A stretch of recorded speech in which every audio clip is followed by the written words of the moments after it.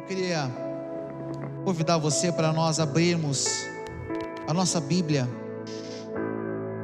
no livro de Romanos, capítulo de número 4, a partir do versículo de número 16.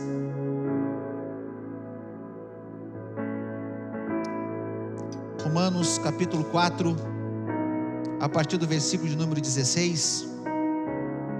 Nesse mês de outubro, nós estamos trabalhando com um tema: Deus no controle. Amém? Você crê que Deus está no controle da sua vida? Você crê que Deus está no controle da sua família? Você crê que Deus está no controle da sua casa? Esse amém, irmão, não convenceu nem o Mike que está ali dentro da bateria. Opa! Você crê que Deus está no controle da sua vida? Amém, aleluias. Ou nós cremos que Deus está no controle da nossa vida, ou nós estamos ralados. É mais ou menos assim. Vamos ver isso na palavra nessa noite? Romanos capítulo 4, a partir do versículo de número 16. Portanto, a promessa vem pela fé, para que seja de acordo com a graça, e seja assim garantida a toda a descendência de Abraão, não apenas ao que estão sob o regime da lei, mas também aos que têm a fé que Abraão teve. Quero abrir um parênteses aqui. Não só sobre aquelas pessoas o qual Abraão teve contato, mas para todos aqueles que creem, que têm a mesma fé que Abraão teve. Amém? Vamos continuar. Ele é o Pai de todos nós, como está escrito: eu o constituí Pai de muitas nações. Ele é o nosso Pai aos olhos de Deus, em quem creu. O Deus que dá vida aos mortos e chama à existência coisas que não existem, como se existissem. Abraão, contra toda esperança, em esperança creu. Diga assim comigo: contra toda esperança, em esperança creu. Vamos repetir de novo para ficar gravado isso? Contra toda esperança, em esperança creu, tornando-se assim pai de muitas nações, como foi dito ao seu respeito. Assim será a sua descendência. Sem se enfraquecer na fé, reconheceu que o seu corpo já estava sem vitalidade, pois já contava cerca de 100 anos de idade, e que também o ventre de Sara já estava sem vitalidade.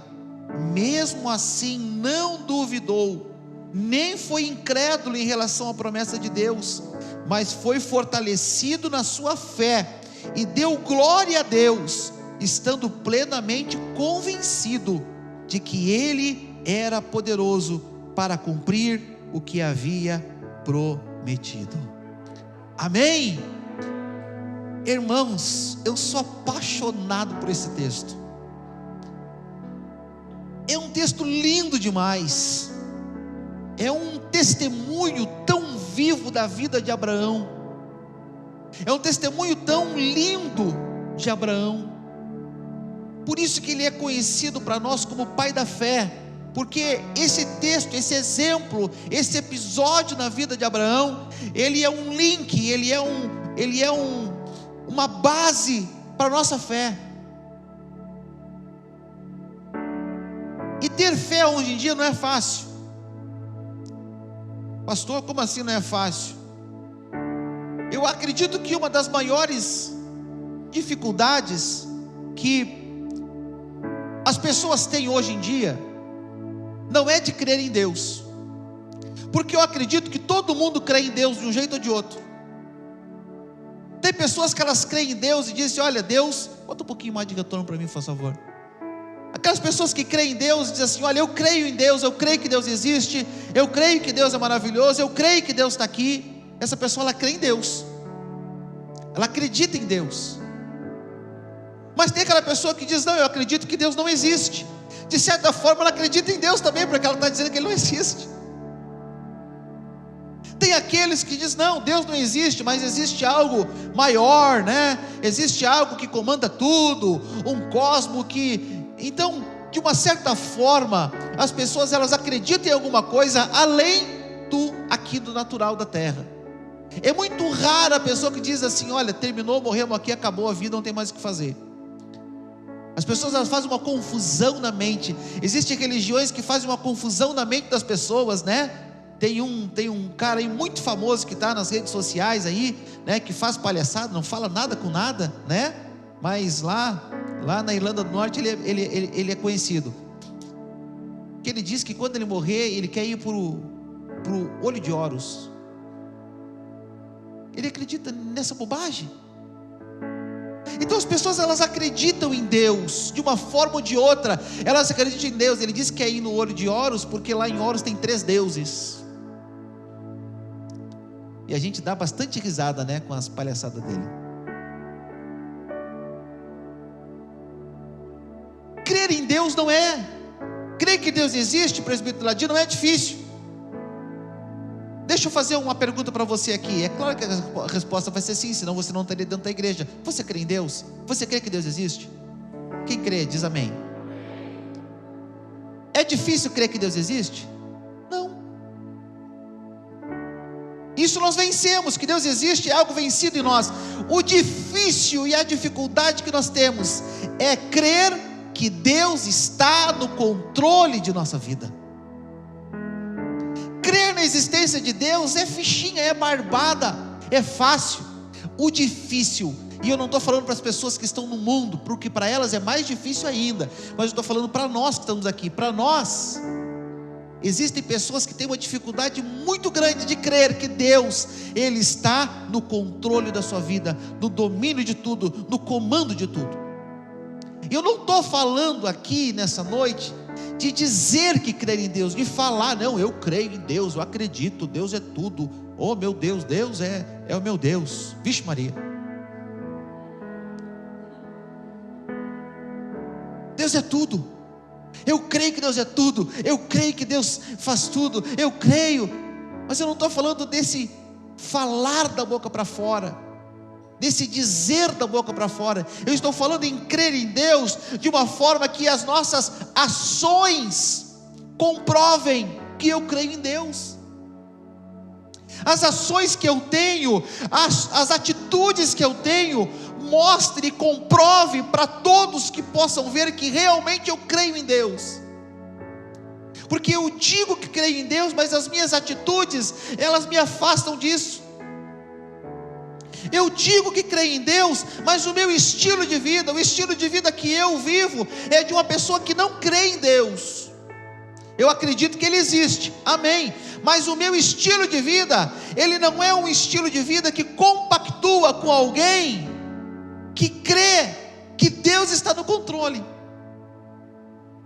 E se eu creio que Deus está no controle da minha vida, o meu estilo de vida tem que ser um estilo de vida de uma pessoa que crê que Ele está no controle.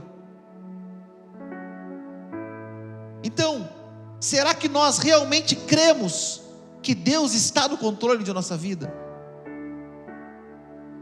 Será que nós acreditamos que Ele está no controle de nossas vidas?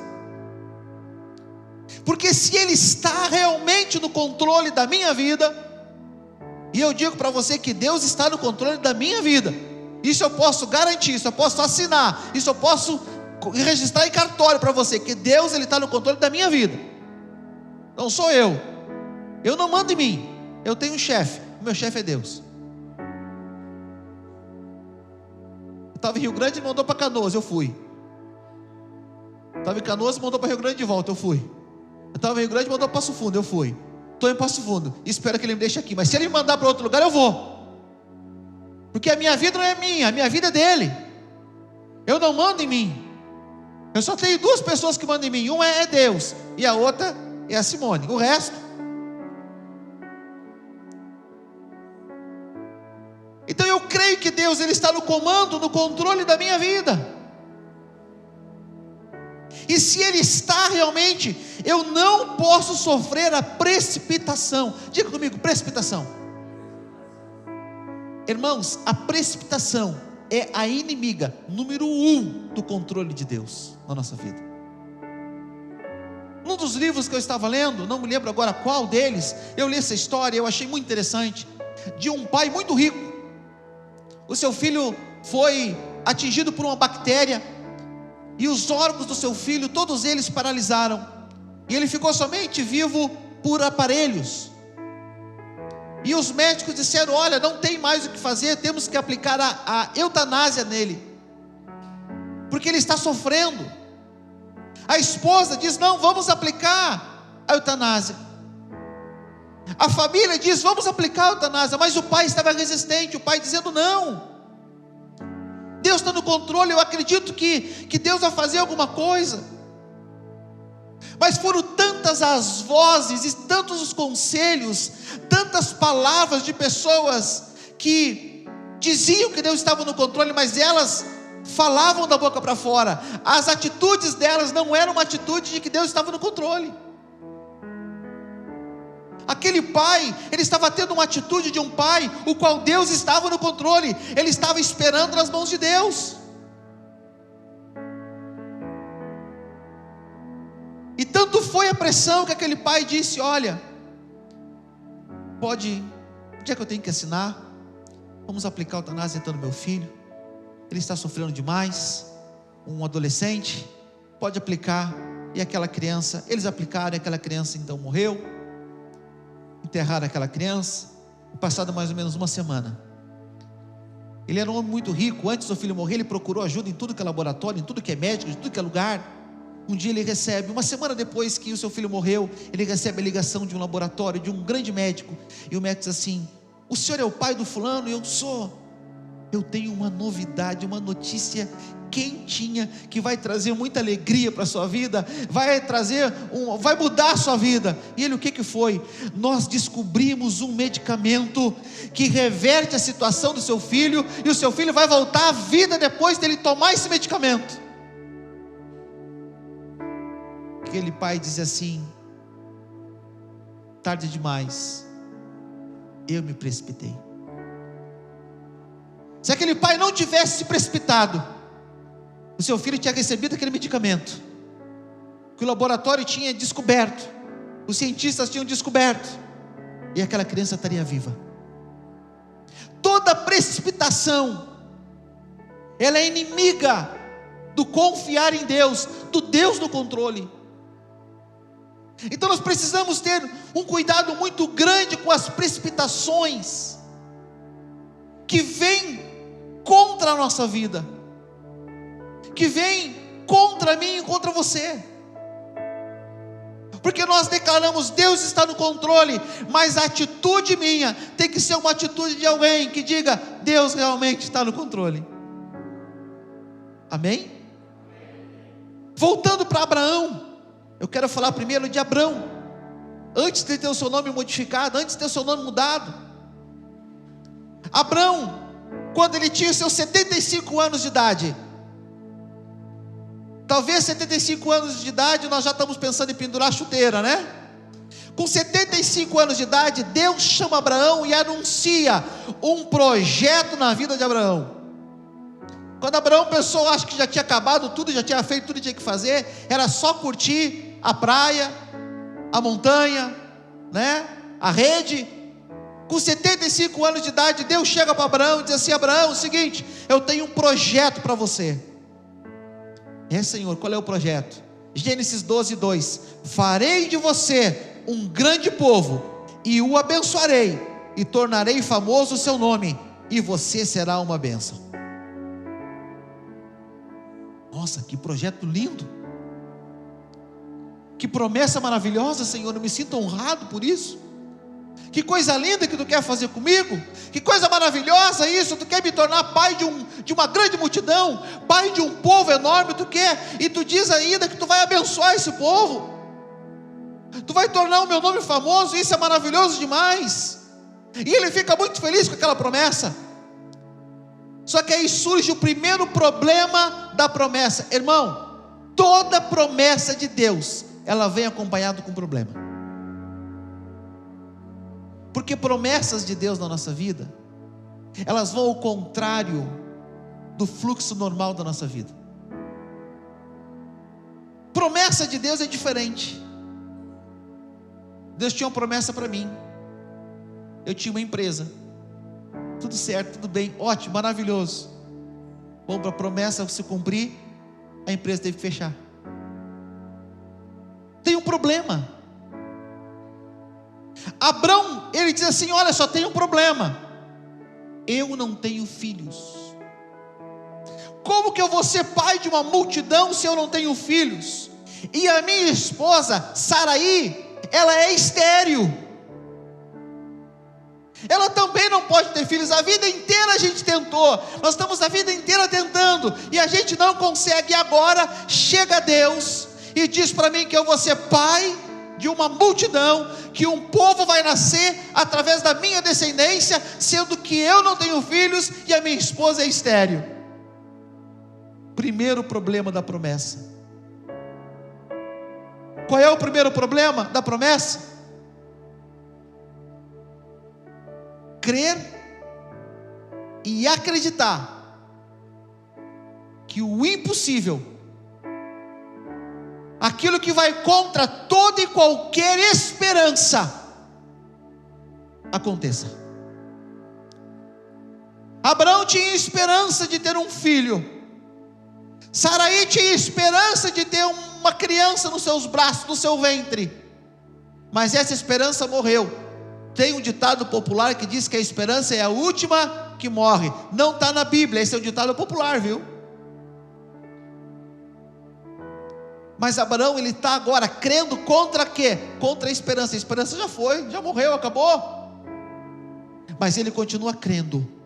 A Bíblia diz: mas Abraão creu na promessa do Senhor, com todos os negativos, com tudo dizendo que não ia dar. Deixa eu fazer uma pergunta aqui para você nessa noite. Deus entrega promessas para você, e eu sei que Ele entrega promessas, porque aqui eu já entreguei várias promessas de Deus para você. Eu já vi pregadores subindo aqui entregando várias promessas de Deus para você. Essas promessas não é para o fulano, beltrano, ciclano. Essa promessa é para você que está na igreja. Quando Deus entrega uma promessa, é para você que está aqui. Ah, essa promessa é para o Chiquinho lá não sei de onde. Não, essa promessa é para você que está aqui ouvindo, vendo, escutando. E eu já vi Deus entregar muitas promessas para você. E eu quero fazer uma pergunta para você. Quando Deus entregou uma promessa, o que você fez? Você olhou para onde? Quando Deus te entregou uma promessa, você olhou para o quê? Para a promessa ou para o problema que veio junto com a promessa? Você olhou para a promessa de Deus ou você olhou para as dificuldades que essa promessa vai causar na sua vida? Porque para cumprir uma promessa de Deus, às vezes algumas coisas têm que ser mexidas na nossa vida. Eu não tenho como cumprir uma promessa de Deus sendo aquilo que eu sempre sou, sem mudar a minha vida, sem mudar o meu jeito, sem melhorar a minha fé. Então o primeiro problema, o que você faz quando o primeiro problema com as promessas de Deus começa a acontecer com a sua vida? Deus disse: olha, eu vou abençoar você, e aí vem as primeiras lutas. Olha, eu vou levantar você, e vem as primeiras dificuldades. Olha, eu vou prosperar você financeiramente, e vem o primeiro tombo nas dívidas. Qual a sua atitude com os problemas que a promessa traz? Eu entendo que problemas relacionados com a promessa, eu trocaria a palavra problema por prova. Eu acredito que toda promessa de Deus, ela vem com um teste, com a prova real. Não é assim na matemática, professora Daiana? Não é assim? A gente não tira a prova real. Você faz a conta inversa para tirar a prova real. Eu acredito que toda promessa, ela vem com uma prova real na nossa vida. Deus entrega a promessa, Ele diz assim: agora vamos fazer a prova real, vamos ver se ele realmente crê, vamos ver se ele realmente tem fé, vamos ver se ele realmente acredita que eu estou no controle da vida dele. Obrigado pelos améns. Deus seja louvado. Tem um brinde ali na porta para quem deu amém. na saída, pode pegar lá com Douglas. Amém? Viu? Foi só dizer que tem brinde, começou a aparecer mais amém. O que é normal, irmãos, nós fazer quando tem um problema? É encontrar uma solução. Não é assim? Veja bem, com 75 anos, Abrão recebe uma promessa de Deus. E aos 86 anos, 11 anos, 75, 86, 11 anos, a promessa ainda não tinha acontecido. Eu não estou falando de um dia, não estou falando de um mês que você ficar esperando, porque a gente se desespera, não é assim, Mateus? Ai, Senhor, eu preciso, eu quero, me dá, Senhor, faz. Aí você chega, pastor, eu já estou orando, eu estou jejuando. Há quanto tempo? Há 2 dias. Aqui nós estamos falando de 11 anos, e a promessa não aconteceu ainda, mas tem uma promessa, e tem um problema. 11 anos se passaram, e Abrão, com 86 anos, eles decidem então, talvez um dia tomando um chimarrão, porque eu acredito que ele tomava um chimarrão, né? Ele era meio gaúcho, né? Está lá tomando um chimarrão debaixo de uma árvore, ele e Saraí, relembrando os velhos tempos, contando história, porque as pessoas mais velhas gostam de contar história, né?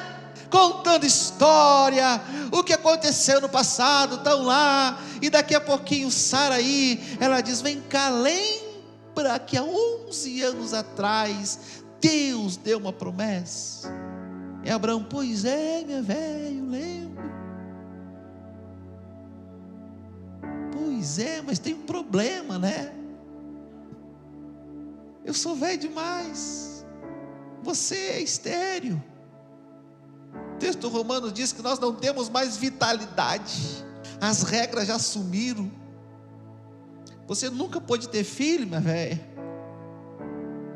e eu já estou muito velhinho, já estou com 86 anos, né?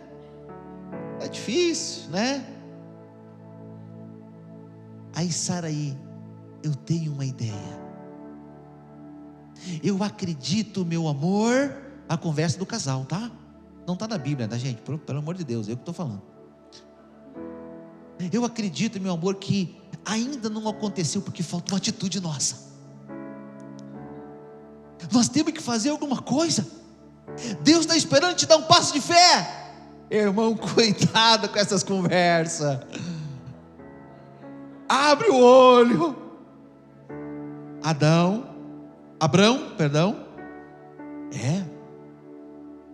que ideia está tendo, Sara? Agar, minha serva, lá nova, bonita, atraente, pode ter filhos. Quem sabe não é de Deus? Irmão, não faculte a Deus aquilo que não é dele. Não coloca na conta de Deus aquilo que não é da conta de Deus. Por favor, nunca mais diga, Deus sabe. Você vai lá, faz a maior burrada da sua vida. Deus sabe, porque Deus sabe nada, é você que tem que saber. Para de jogar no colo de Deus, para de jogar na conta de Deus, para de se esconder atrás dos teus erros e dizendo, Deus sabe. Até quando você vai viver como um bebê, como uma criança? Deus sabe. Não pode fazer careta, né? Está gravando?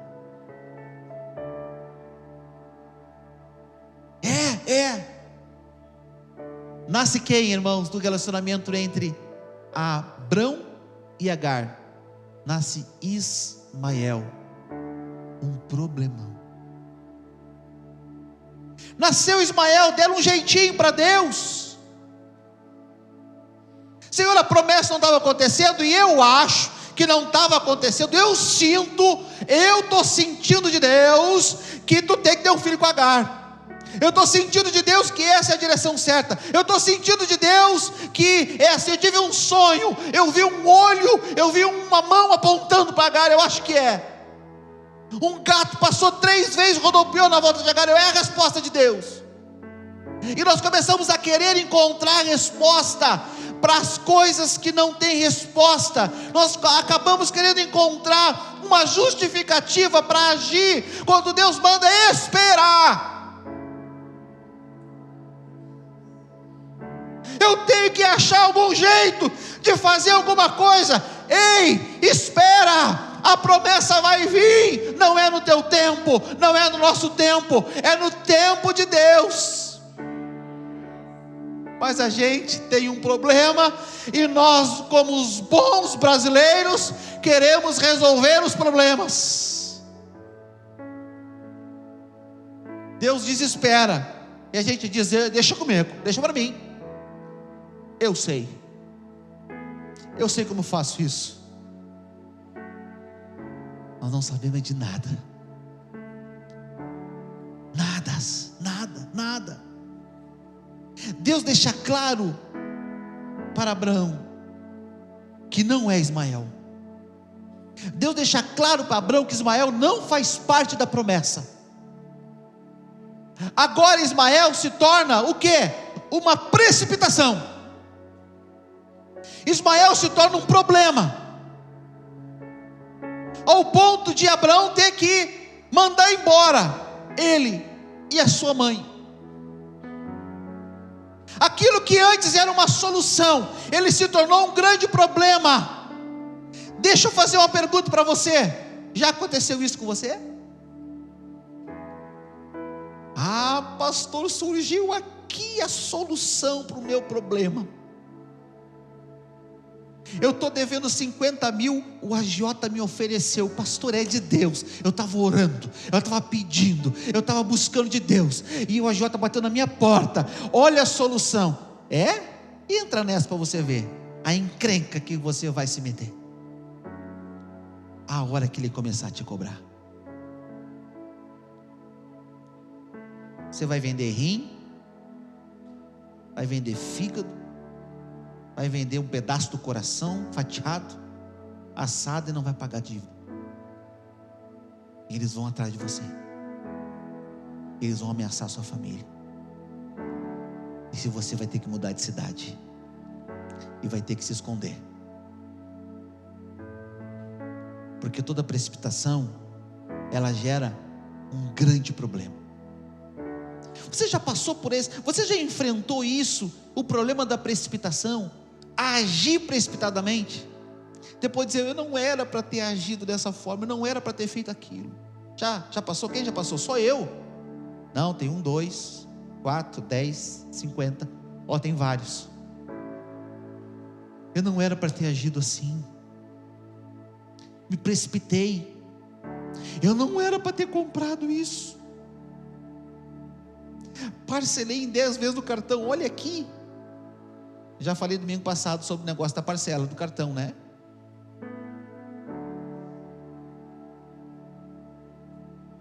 Eu não era para ter comprado esse carro.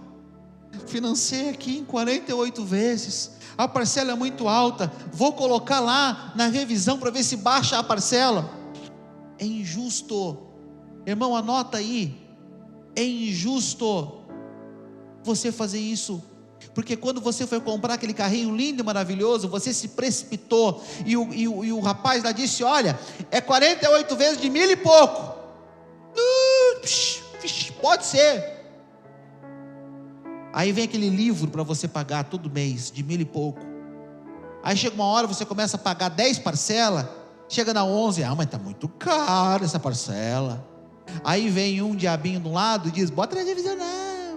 Vem o outro diabinho do outro lado dizendo: nem, vem lá, tu consegue baixar. Aí você recebe uma mensagenzinha, que nem eu recebo de vez em quando: revise o seu contrato. Não é revisional, mas você assinou, você concordou, você deu a sua palavra, você aceitou aquele valor. Você não tem o direito, é injusto você colocar qualquer financeira na justiça pedindo para baixar os valores, porque você aceitou. É falta de caráter fazer isso. Como é falta de caráter você comprar e esperar 5 anos para caducar e não pagar a sua conta.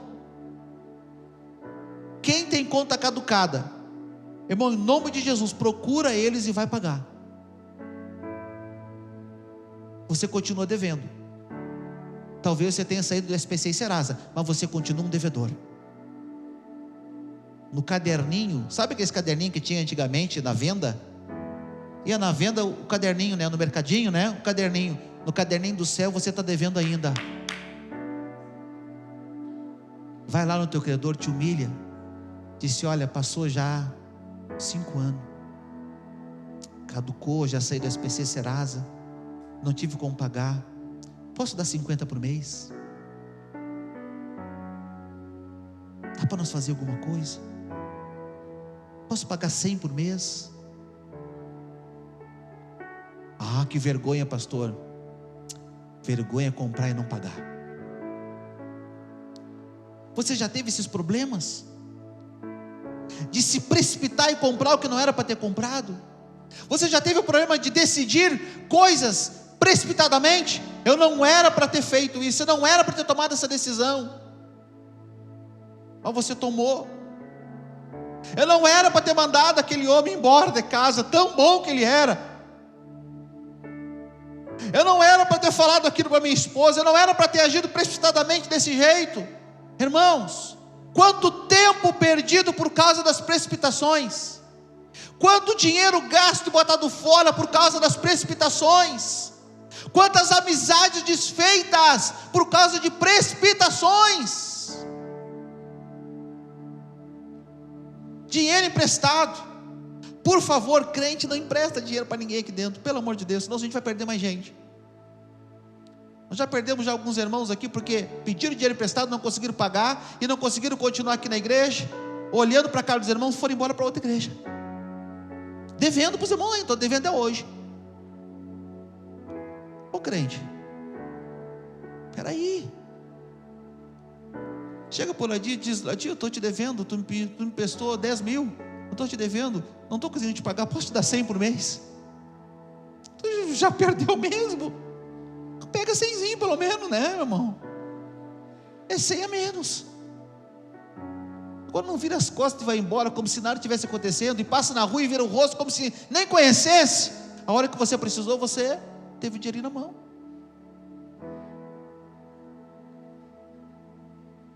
Já se precipitou, pegando dinheiro aqui, pegando dinheiro ali, tomando decisões. Sabe o que eu vejo? Ministérios parados por precipitações. Não quero esperar o tempo de Deus, presbítero Roberto. Não, eu vou lá porque na igreja da irmã Rafaela, eu chego lá, eu já sou pastor. Vai lá, 3, 4 meses, fechou a igreja, deu problema, porque você não soube esperar o tempo de Deus para a sua vida ministerial. Quantas promessas de Deus estão paradas no tempo por causa das nossas precipitações? Essa é uma lição, irmãos, que a gente tem que aprender com Abraão. Não se precipitar, não dá uma mãozinha para Deus. Deus está no controle de tudo. Você pode dizer isso para quem está perto de você? Não te precipita, Deus está no controle. Olha para quem está no lado, olha para quem está no outro lado, não te precipita. Deus está no controle de tudo, Ele está cuidando de tudo. Calma o coraçãozinho, calma o coraçãozinho, irmão. Bota fé aí dentro desse coração, em nome de Jesus. Calma o coração, vai dar tudo certo. Deus está no controle, Deus está no controle, Deus está no controle. Não te precipita, Deus está no controle. Nós temos um problema com o tempo, e o tempo é um problema para todos.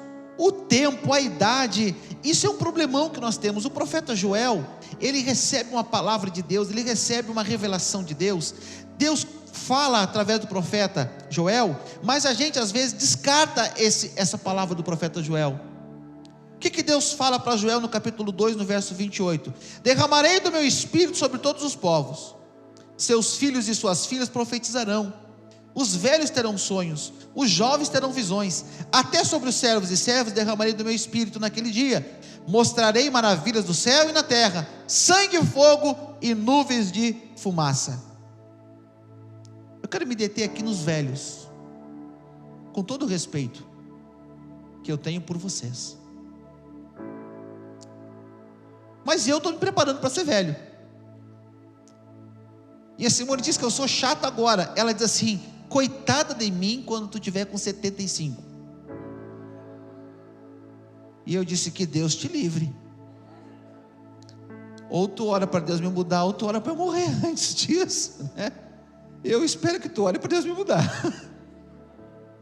Eu quero viver um pouquinho, quero ver meus netos, eu quero ver o ministério que Deus vai colocar na mão dos meus filhos, eu quero ver o ministério que Deus vai colocar na mão dos meus netos, eu quero ver aonde Deus vai levar os meus bisnetos, eu quero ver tudo isso. Se Deus quiser, Ele está no controle. Se Ele disser: Samuel, acho que amanhã tu já vem para cá, estamos juntos, Senhor. Hashtag eu e tu, estamos juntos, pode levar. Mas a Simone vai ficar aqui sozinha, eu sei que ela vai chorar todos os dias, mas Deus está cuidando da vida dela. Ela vai chorar, irmão, todos os dias, não sei se de alegria ou de tristeza, mas ela vai chorar. Mas os velhos hoje em dia, o que eles querem? Se aposentar, descansar, pendurar a chuteira. Irmãos, o que eu escuto já várias vezes, aqui eu já escutei, nas outras igrejas que eu já tive, eu já escutei: não, meu tempo passou, eu já não consigo mais, não, já deu. Irmãos, olha o que o texto está falando: os velhos terão sonhos. Não está falando aqui de dormir demais e ter pesadelo, não. Não está falando aqui de dormir demais e começar a sonhar. Ele está dizendo aqui que se trata, não é de ficar contando uma história, mas é de sonhar com o futuro, de planejar o futuro, de idealizar o futuro, mesmo na sua velhice.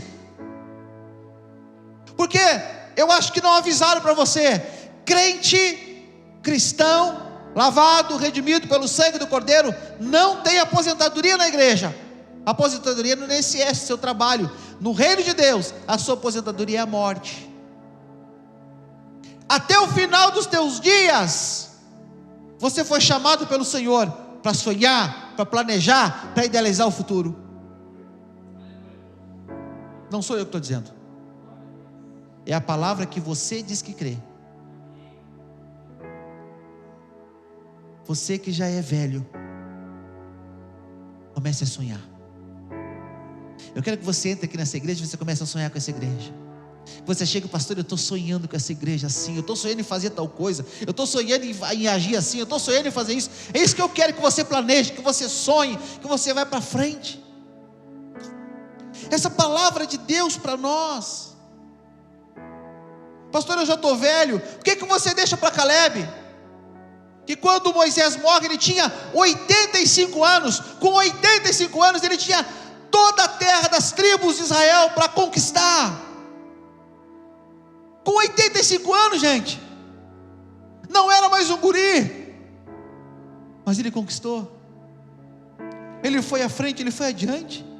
O que você deixa para Abraão? Eu pulei aqui, mas esse texto ele fala muitas coisas dos dias de hoje, porque esse texto diz que o Espírito do Senhor ele ia se derramar. Irmãos, eu acho que o Espírito de Deus já está se derramando sobre toda a terra. Eu acho difícil o lugar que ainda não ouviu falar. Eles podem não ter aceitado Jesus, podem não ter crido em Jesus, mas que já ouviram o nome de Jesus, já ouviram algo sobre Deus, já ouviram. Talvez tomaram a decisão de não entregar a vida para eles, mas que já ouviram sobre Deus de alguma forma, já ouviram. É impossível as pessoas não ouvirem de Deus. Então o Espírito já está derramado sobre toda a terra. Os velhos terão sonho, os jovens terão visões. Eu quero perguntar, jovens, aonde estão as suas visões? Você fala com um jovem hoje, o que ele pensa? Você fala com um jovem hoje, ele diz assim: quero ser youtuber, quero ser gamer, quero ganhar o dinheiro sentado na poltrona da minha casa. preciso de um computador bala, preciso de um equipamento bom, preciso de internet. É só isso que sai. Cadê as visões? Eu não sei, Roberto, se você é desse tempo, que nós íamos para a igreja, nós íamos para os congressos, e tudo que nós queríamos, nós chegava na frente, e eu já esperava o pastor fazer um apelo. Quem quer ser pastor? Quem quer ser um obreiro? Quem quer ser um missionário? Eu era o primeiro a me jogar na frente. Irmão, se eu fizer um apelo desse hoje aqui, eu não sei se 2 ou 3 vêm. Cadê as visões? A visão do jovem querer ir para a África fazer evangelismo. Quero ser missionário na África. Quero ser um missionário. Quero ser um evangelista. Quero ser um pastor. Quero ser esposa de um pastor. Quero ser uma evangelista, uma missionária. Quero pregar o evangelho. Cadê a visão dos jovens a respeito das coisas do reino de Deus? Aonde está? Já parou para pensar que os seus filhos hoje, eles visualizam um monte de coisa, e nesse monte de coisa a igreja não está inclusa? Já parou para pensar que daqui a pouco eles vão casar, eles vão constituir a família deles, e a igreja vai ser secundária na vida deles, e os filhos deles também, e a promessa da sua descendência, ela vai se estendendo, se afastando do propósito de Deus? Porque nós, como pais, não agimos no tempo certo, não cuidamos do tempo certo. A palavra diz que as suas filhas profetizarão. Era Filipe, né, que as filhas dele profetizavam. O que as tuas filhas falam hoje em dia? O que as tuas filhas fazem? Elas profetizam? O que os teus filhos fazem? Eles falam de Deus. Irmão, o erro não está lá ou acolá, o erro está aqui, está em nós, porque nós não gastamos tempo com nossos filhos, nós não gastamos tempo com a nossa família. Sabe o que a gente faz? A gente pega um aparelho desse, entrega na mão dos filhos, dá uma senha de internet e diz assim: meu filho, seja abençoado em nome de Jesus. E ele vai para Netflix, e ele vai olhar Lúcifer. E uma postagem agora que eu vi há uns dias atrás, de uma cantora gospel, ela dizendo dos comentários que fizeram, porque ela colocou lá um negócio contra Lúcifer, dizendo que Lúcifer era ruim, que o diabo era ruim, e choveu de adolescentes jovens, dizendo: não, ele não é tão ruim assim não, ele é bom, olha no filme, olha na série, a Netflix diz que ele é bom, ele é um cara bonito, é top, é 10, e um comentário que me chamou a atenção, que a menina disse assim: ele é tão bonzinho, inclusive ele esteve aqui no meu quarto, eu tive uma experiência com ele. Não estão falando de Deus, estão falando do diabo, e bota misericórdia nisso, porque nós pais, damos um telefone para os nossos filhos, e dissemos: vai olhar La Casa de Papel, vai olhar a cena de sexo, vai olhar Round 6, que tem crianças que não querem brincar na escola, com medo de morrer, porque assistiram a série Round 6.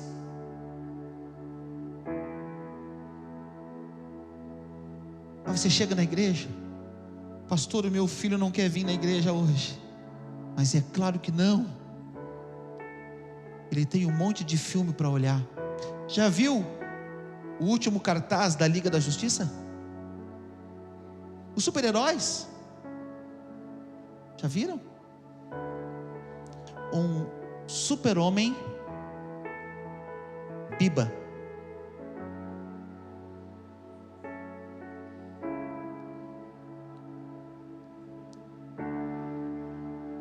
eram os nossos super-heróis. E a Barbie, Biba também. Eu não posso falar alguns nomes, né? Porque senão eles em nós. Já parou para pensar nisso, gente? Nossos filhos profetizarão. Profetizarão o quê? Falarão o quê, gente? Igreja, vamos acordar. Igreja, vamos tirar a venda dos nossos olhos. Igreja, vamos olhar o que está acontecendo. Se você não quer acreditar na palavra desse pastor, quem é professor aí? Levanta a mão. 1, 2, 3, 4 professores tem aqui hoje. Quando terminar o culto, conversa com eles e pergunta como é que é na escola deles. Eles vão contar coisas para vocês que eu não posso falar aqui em cima do púlpito.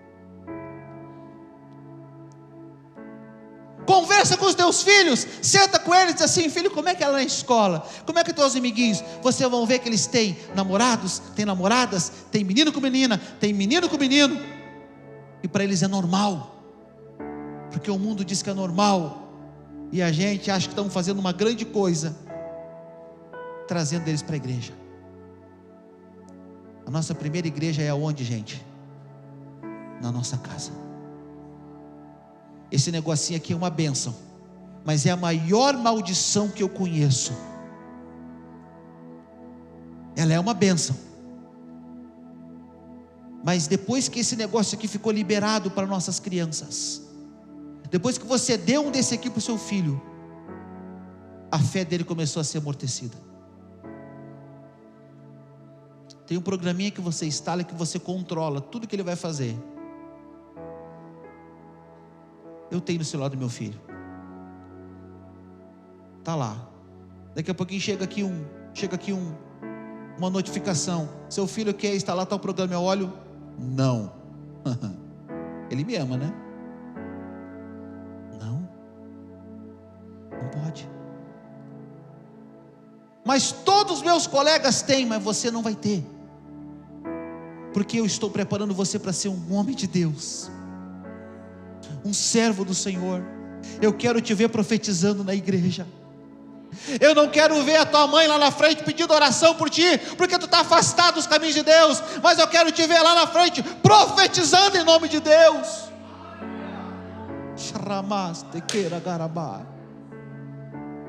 Pais, acordem. Pais, acordem. Maravilhas do céu, na terra. Já não está acontecendo isso? A terra já não está dando seus sinais? O vulcão não está querendo já estourar por aí, explodir, ameaçando costa até mesmo do Brasil? Você não está vendo a terra se movimentar? Você não está vendo as coisas acontecer? Fogo, nuvem e fumaça? Você não está vendo isso?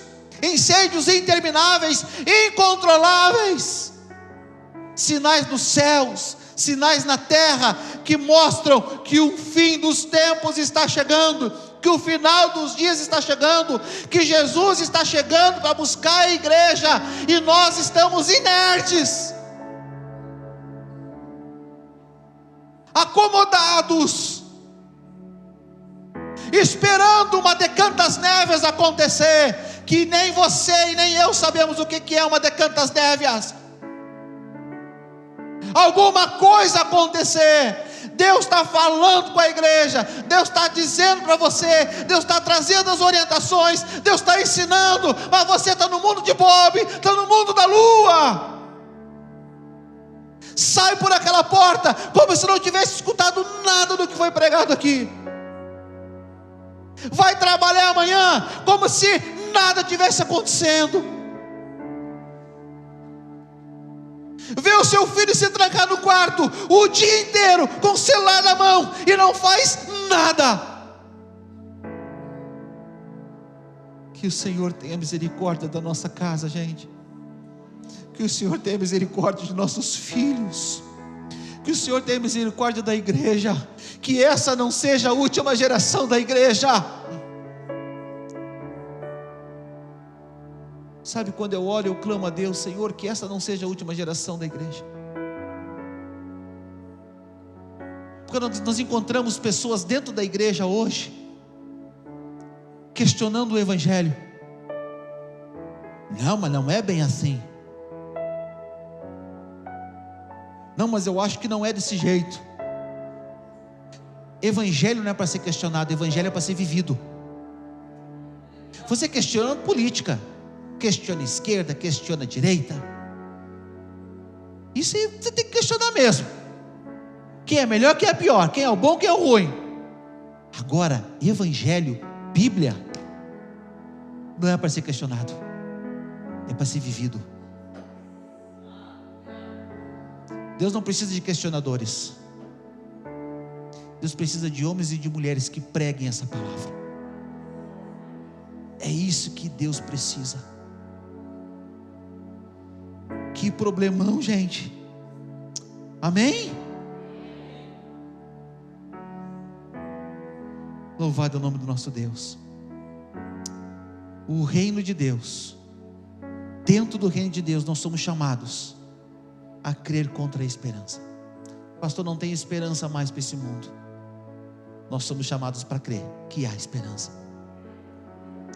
Abraão, ele é chamado, ele é constituído pai de uma geração sem ter filhos e com a esposa estéril. Isso é crer contra a esperança. Consegue imaginar isso? Aí aos 99 anos, Deus chama Abraão, 25 anos depois, gente, 24 anos depois. Deus, Abraão, vem cá. Lembra que há 24 anos atrás nós tivemos uma conversa? O que eu disse? Senhor, tu falou que eu ia ser pai de uma geração. Pois é, chegou o tempo. 24 anos depois, no ano que vem, nessa época, Sara vai dar à luz um filho, e o nome dele será de Isaac. E como prova desse novo momento que nós vamos viver a partir de agora, porque tu fez um monte de coisa errada, tu te precipitou, né? Tu te precipitou, tu fez o que não era para ter feito, tu agiu como não era para ter agido. Vamos fazer um novo pacto aqui entre eu e você. A partir de agora eu vou mudar o teu nome. Tu não vai ser chamado mais Abrão. Abrão significa pai elevado. Tu vai ser chamado agora Abraão, um A mais. Abraão significa pai de multidões. Vou mudar o teu nome. Gente, que maravilha! Eu vou ser pai de multidão, estou com meu nome mudado, mas eu não sou pai e minha mulher é estéril. É só louco que acredita que isso vai acontecer. Mas a gente é meio louco mesmo. Porque crer em milagre é loucura. É ou não é? Crer é loucura, gente. Como que você diz que algo vai acontecer que você não vê acontecendo, você não sabe se vai acontecer? A única coisa que você tem é algo tão pequeno dentro de nós que se chama fé. É loucura crer. Escuta, vai ter momentos na nossa vida que a gente vai ter que ser muito louco. Daqui para frente, ser crente, a igreja não vai ser mais aquele lugar assim, das pessoas bonzinhas, né? Das queridinhas, das melhorzinhas. Não, vai ser lugar de louco. Porque você vai ter que ter muita loucura nessa palavra. Você vai ter que ser muito doido. Doido não é se drogar, doido não é encher a cara de cerveja, doido não é pular de bungee jump. Doido é crer em milagres, crer que o Senhor Deus está no controle da minha vida. Isso é loucura. Isso não é para qualquer um. Tem muita gente que está me ouvindo agora aqui que não vai ser salvo. Como assim, pastor? Por que você não crê? Você vive uma vida de dondoca, sei lá como é que é o nome. Vive uma vida de pecado de qualquer jeito. Vai para o céu como? Irmão, chegar no céu é coisa séria. Ir para o céu é uma prova mais árdua do que a prova do AB. Ir para o céu é difícil, não é fácil não. Mas a Bíblia, quando ela fala de cumprir promessas, ela me linka a Abraão, no versículo 4 de Gênesis, ele diz assim: contra toda esperança, ele creu.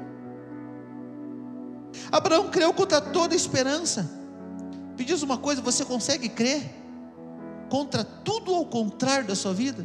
Consegue crer que aquele casamento, por mais difícil que ele esteja, mais complicado, todo mundo diz, olha, não tem mais, eles são incompatíveis, Me diz aonde que a Bíblia diz que são incompatíveis. A Bíblia diz que as trevas, ela é incompatível com a luz. Mas quando se trata de casamento, a Bíblia diz que eles são um. Se eles são incompatíveis, ele é incompatível com ele mesmo, com ele próprio. E o problema talvez não seja do cônjuge, seja nele, ou seja nela. Pastor, não tem, esse casamento não tem mais esperança. Ei, tem, porque a minha Bíblia, o meu Deus diz que Ele odeia o divórcio, e eu também. Pastor, quer dizer que nunca ninguém se divorciou no seu ministério? Eu não disse isso. É claro que já aconteceu divórcios. Agora, não foi por falta de trabalho nosso, foi pela dureza do coração. Foi o único motivo. Pastor, de casamentos salvos, olha, se não chegou a 1000 ainda está perto. Quantas e quantas pessoas já chegaram para mim, para Simone, e disseram assim: olha, não queremos mais ficar juntos. E a gente diz: quer sim. Não quer? Quer. Não dá? Dá. Vou desistir? Não vai não. Não vai não. Nós já perdemos as contas quantas vezes na madrugada a gente saiu. Eu e a Simone, as crianças pequenas, hoje já estão maiorzinho um pouco. Hoje o Nicolas já toma conta da casa, mas antes eram pequenos. Nós trancava a casa, deixava eles trancar dentro de casa, e nós saía para socorrer casais. O homem saía a porta fora e eu saía de carro atrás. Vem cá, onde é que esse índio está? Onde é que ele se meteu? Lá pelas tantas eu achava: bora para tua casa. Não vou. Vai sim, entra aí, entra, senão eu vou te botar força para esse carro. Quantas vezes eu peguei homens à força e botei para dentro de casa, disse assim: tu não vai sair daqui.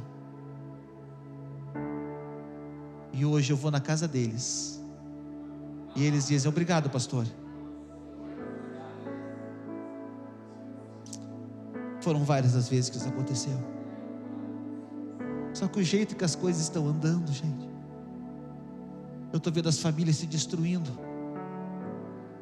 Eu estou vendo os pais dando a mínima para os seus filhos. Eu estou vendo o diabo ganhando terreno na nossa casa, na nossa família. Quando que você vai cortar algumas coisas na sua casa? Quando que você vai tomar algumas decisões? Eu quero encerrar nessa noite, porque já preguei bastante. O pessoal da mídia todo domingo diz: pastor, você pregou 1h20. Eu disse: não deu tudo isso. E eles botam lá, está aqui como prova, 1h20, 1h15, 1h09. Hoje não chegou 1 hora ainda, não vem. Está perto.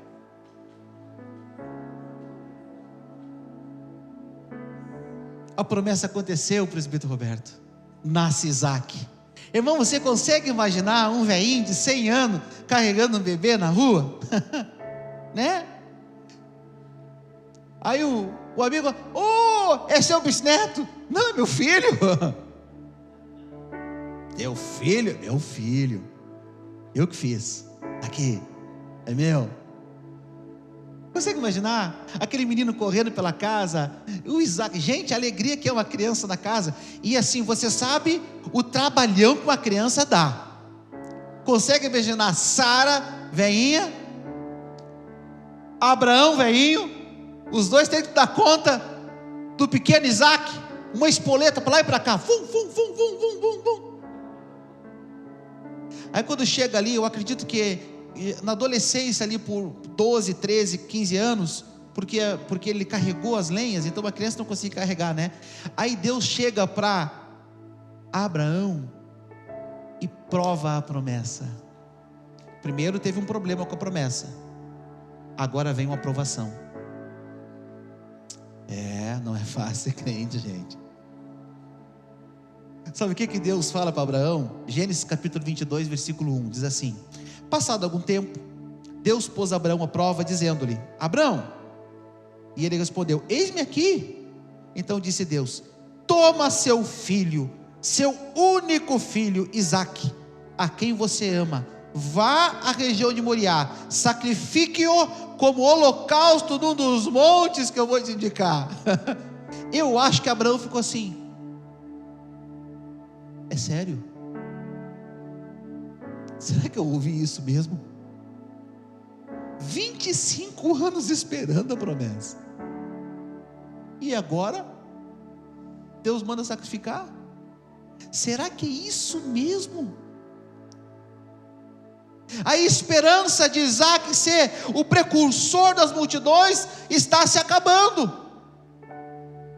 Eu vou sacrificar o meu filho, que é uma promessa de Deus sobre a vida dele? Você já teve essa experiência, quando tudo está bem, quando tudo está ótimo, vem aquela bomba, brum. Já teve a experiência de estar devendo um monte, cheio de dívida, pega um emprego bom, começa a trabalhar, você começa a quitar as dívidas, né? Oh, coisa boa. Aí você diz assim: Rafa, mais 2 meses eu quito tudo, eu vou ser da SPC Serasa 2 meses mais. Aí você chega para trabalhar na segunda-feira, o patrão diz assim: você está demitido. Cai os butiá do bolso, cai as tranças do careca, cai tudo, gente. O mundo acaba. Você vem para a igreja e diz: olha, a igreja orou, eu orei, estou curado do câncer. A igreja se alegra, bate palma, você testemunha, passa 1, 2, 3 anos, você chega e o médico diz assim: olha, o câncer voltou, só que agora ele voltou pior do que era antes. Já passou por essas provas? Abraão, sacrificar o meu filho, o filho da promessa. O que Abraão fez, gente? Versículo 3: na manhã seguinte, Abraão levantou-se, preparou o seu jumento, levou consigo 2 de seus servos e Isaque seu filho. Depois de cortar lenha para o holocausto, partiu em direção ao lugar que Deus lhe havia indicado. No 3º dia de viagem, Abraão olhou e viu o lugar ao longe. A Bíblia não diz isso que eu vou dizer, é eu que estou dizendo. Eu acho que Abraão não falou para Sara que o sacrifício era Isaque. Quando eu chegar lá no céu, eu vou perguntar: Abraão, aquele dia tu falou para Sara que era ele? Eu acho que não, irmão. Porque eu acho que se Abraão tivesse dito: ô Sara, eu vou lá sacrificar o nosso filho, eu acho que Sara tinha tomado mão de Isaque e tinha: ó, meu filho não. Qual é a mãe que ia deixar? A mãe ia virar uma leoa, ia caçar a mão na criança, ia, hein, ô Dayana? Roberto chega assim: olha, eu vou lá sacrificar a Júlia. Quando o Roberto olhasse para trás, a Dayana estava com a Júlia embaixo do braço, já a quilômetros de distância. A minha filha não, não vou deixar. Eu acho que ele não falou, mas eu acho que eles prepararam tudo. Eu acho que o moleque estava tão feliz: eu vou sacrificar com meu pai, nós vamos para o monte sacrificar. Eu acho que tudo se preparou para eles irem para o sacrifício. Vamos no monte sacrificar, vamos lá. E Abraão está indo com Isaque sacrificar. No meio do caminho, Isaque: pai, cadê o animal para sacrificar? Deus vai prover, meu filho, Deus vai prover. Jeová Jiré, Deus vai prover, vamos lá, vamos sacrificar. E eu imagino, irmãos, Isaque, primeira vez saindo para sacrificar com o pai. A alegria do moleque: vou sair por uma curtida, só eu e o pai, sem a mãe. Como o filho gosta de fazer isso, né? Filho homem gosta de fazer isso com o pai, filha mulher gosta de fazer isso com a mãe. Só nós, noite dos meninos, noite das meninas. Quando eles chegam no monte, uma coisa que eu acho muito interessante aqui é que Abraão, ele não questionou Deus, ele não ponderou contra Deus, ele não perguntou nada para Deus, ele só obedeceu. Você obedeceria? Então por que não obedece hoje? Você obedeceria? Mas sabe qual é o diferencial de Abraão? Já vou terminar, gente, prometo. A palavra tem que terminar 3 vezes, já é a segunda que eu termino. Sabe qual é o diferencial, pastor Osmar, na vida de Abraão? É que a fé não era da boca para fora, a fé estava aqui dentro. Eu vou provar para você que a fé de Abraão estava aqui dentro. Versículo, eu acho que é o 6, 5. Quanto 5? Deixa eu ver, esse aí. O que chama a atenção nesse versículo em você? Não pode. Vamos ler? Disse ele a seus servos: fique aqui com o jumento, enquanto eu e o rapaz vamos até lá. Depois de adorarmos, você não está crendo comigo, gente. Depois de adorarmos, voltaremos. Aleluia! Esse voltaremos faz toda a diferença, porque só fala voltaremos aquelas pessoas que a fé estão dentro delas, aquelas que vivem a fé, aquelas que acreditam que Deus está no controle. Nós vamos lá, vamos sacrificar e nós vamos voltar. Esperem aqui, que a gente vai voltar.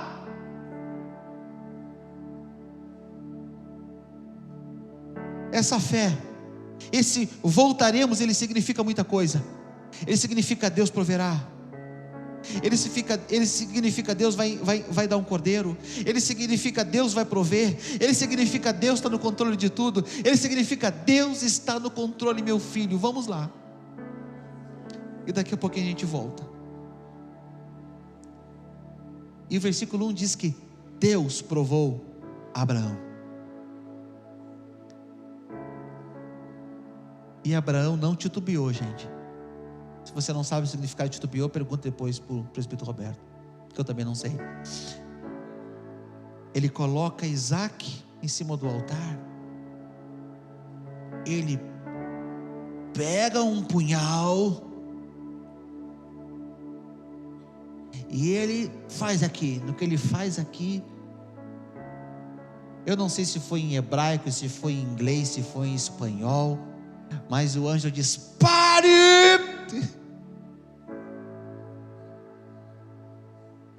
E Deus diz: tu não negou o teu filho a mim, o teu único filho a mim. E um barulho nos arbustos vem, eles olham, e o cordeiro está lá emaranhado no meio dos arbustos. Eu acredito que Abraão olha para o filho e diz: Jeová Jireh, ele proveu. Deus, ele prova a nossa fé até a última, para provar para mim e para você que ele está no controle. Eu quero encerrar perguntando para você: existe alguma coisa que está fora do controle na sua vida? Coisas que você está dizendo assim: eu não sei mais o que fazer, eu não sei mais para onde ir, eu não sei como resolver essa situação, eu não sei mais para que lado eu vou. Está assim hoje? Ei, vamos subir o monte junto? Vamos subir o monte junto, gente, porque no monte do Senhor Deus proverá. Vamos subir esse monte junto e vamos voltar junto. Vamos usar a palavra voltaremos pela fé. Vamos subir o monte junto, vamos sacrificar o Senhor e vamos voltar para viver a promessa de Deus na nossa vida, para viver a promessa de Deus na nossa casa, para viver a promessa de Deus na nossa família. Não está tudo acabado não, é prova de Deus, e você não pode rodar nessa prova, você tem que vencer nessa prova. Você tem que crer contra a esperança. Se a esperança é a última que morre, talvez a sua esperança já morreu. Só tem um pequeno detalhe, minha gente: a esperança morreu, mas a sua fé não pode morrer nunca.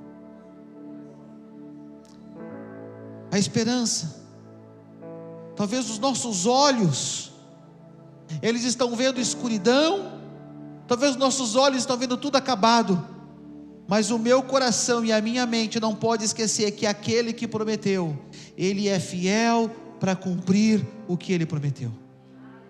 Vamos ficar em pé, vamos orar juntos, em nome de Jesus.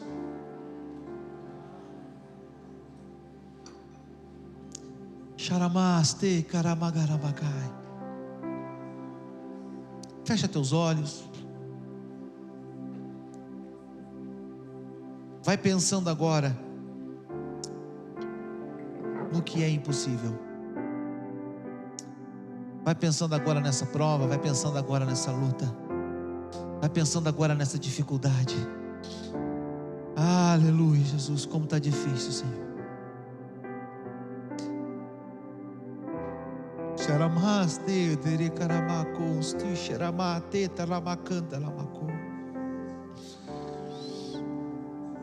Tem pessoas que chegaram aqui nessa noite dizendo: olha, é minha última tentativa, eu não aguento mais.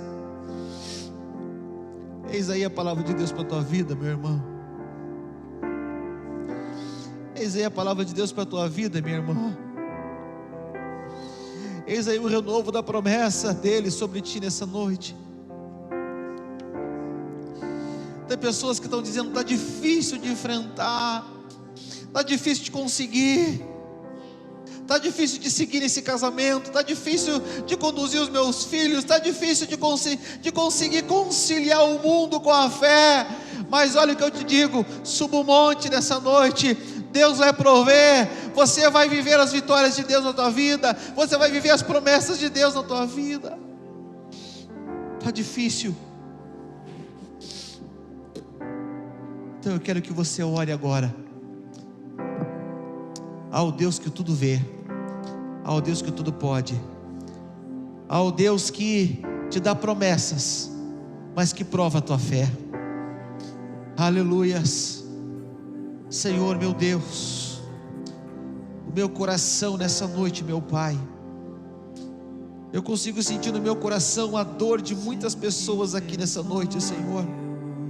São tantas aflições que têm enfrentado, são tantos problemas, Senhor, que têm passado, são tantas lutas que essa casa tem vivido, Senhor. Olha, Senhor, olha para esse coração, está dilacerado, está destruído, Senhor. Nessa noite somente uma palavra divina, somente um toque do Espírito Santo, nessa noite somente uma voz vinda do trono de Deus, para mudar essa situação, para transformar essa tristeza, para transformar esse coração nessa noite. Então, Pai, em nome de Jesus, vem com o teu Espírito nessa hora, vem com o teu Espírito sobre as nossas vidas e completa essa obra em nosso coração. Vem quebrantando o nosso coração, vem tirando a ansiedade, vem tirando as precipitações, Senhor.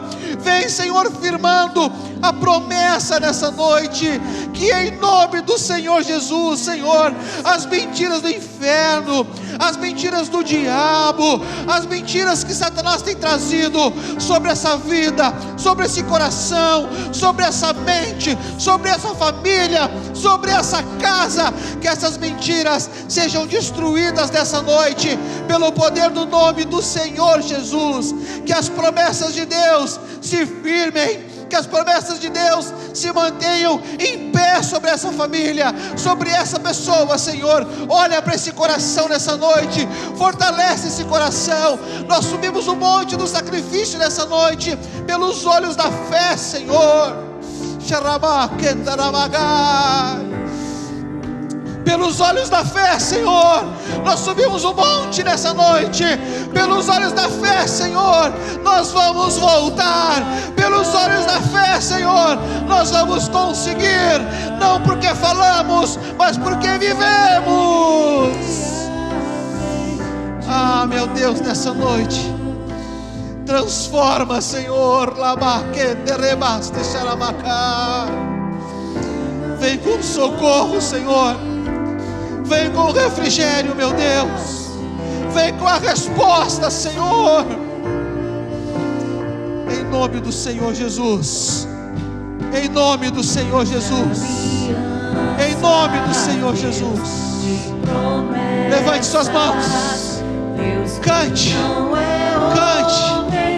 Declare isso. Profetiza isso nessa noite, com todas as tuas forças. Aleluia.